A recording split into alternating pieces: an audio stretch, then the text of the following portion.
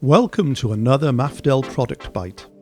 Mafdel has launched a new addition to its range of positively driven monolithic belts. S-Drive is a direct replacement for one of the world's most common center-driven monolithic belt designs. For those already using this style of belt in their production processes, there is no need to change sprockets or to reconfigure conveyors.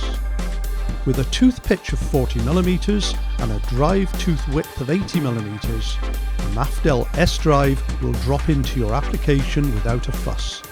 S-Drive is available in widths of up to 1550mm, with a range of sprockets and wheels if required.